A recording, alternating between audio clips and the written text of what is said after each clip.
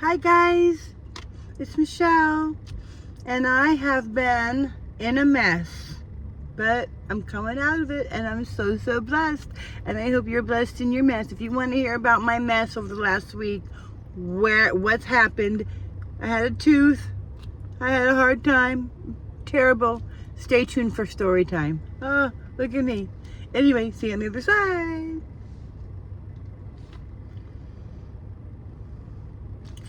Hi guys, so hello, missed you guys. I haven't uploaded any teachings, any journals, any just random thoughts because I've been in a struggle.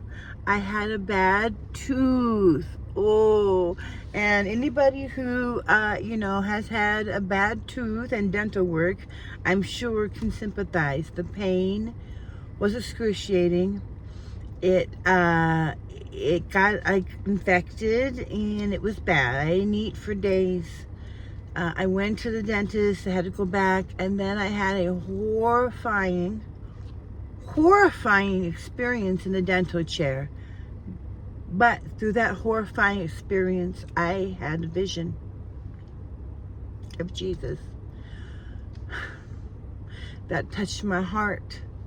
So I'm having all these problems. I decide that I don't need to save it. That's going to cost me more than I want to spend, and it might not be effective.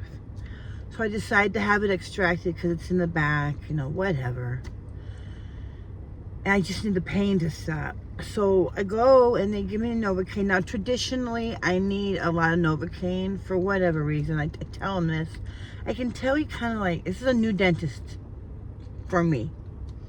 He doesn't take me seriously. Anyway, he does the shots, and he starts to work on me because you're going to feel some pressure, and I feel pain immediately in my whole body.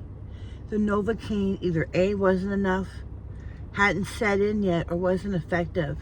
I literally am my mouth is open. I'm screaming, no, stop. I'm pulling on his leg, and he won't stop. That guy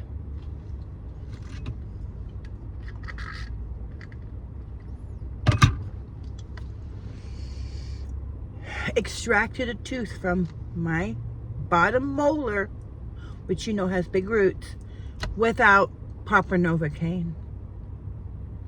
The pain was so bad I was screaming to Jesus. In my mind, God help me. I was just praying. That's all I could do was pray because he wouldn't stop. I even went to grab his cojones because I thought that'll stop him, but I couldn't get to them. So, yeah, that was very painful. And as I was screaming, Jesus, get me through this, because he was saying, I'm almost there, almost done. And the assistant's just rubbing on me. I'm like, what is this? This is crazy. And I've had a lot of dental work done in my life. A lot of excruciatingly painful dental work. And this took it. That had Novocaine, that was just normal level of recovery pain. This was a mistake. This was an error. The Novocaine wasn't working. Jesus, in my mind's eye, Jesus came in. He came and stood there, and he put his hand on me. I seen it in the seer realm, if you know what that means. And I just said, thank you, Father. Thank you for Jesus. In my mind, while this maniac is doing this, he gets it out. He walks out of the room and doesn't even say anything to me. He just leaves.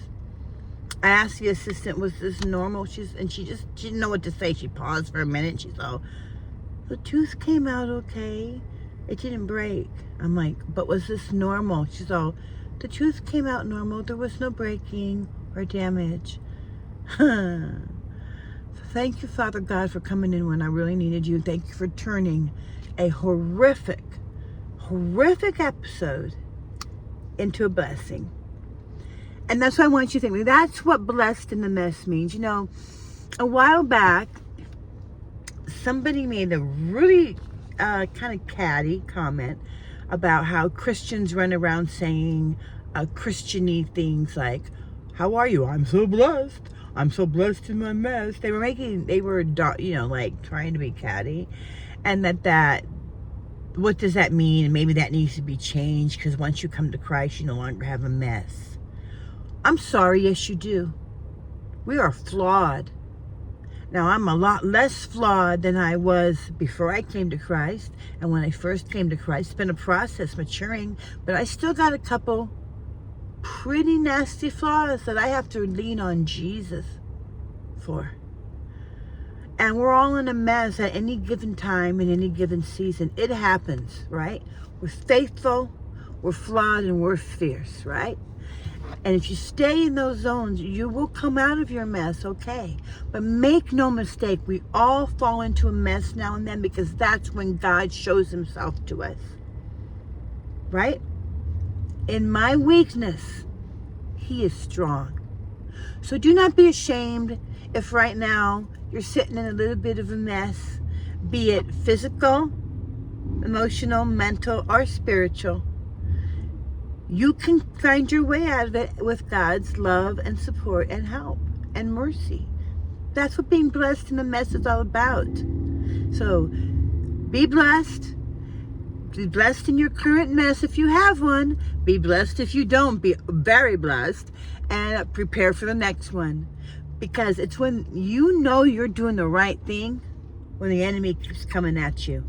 When the enemy is coming at you, but you fight the good fight and you win. You know you're doing the right thing because it's when the enemy, right? When that serpent of old, that's Satan in the Hebrew.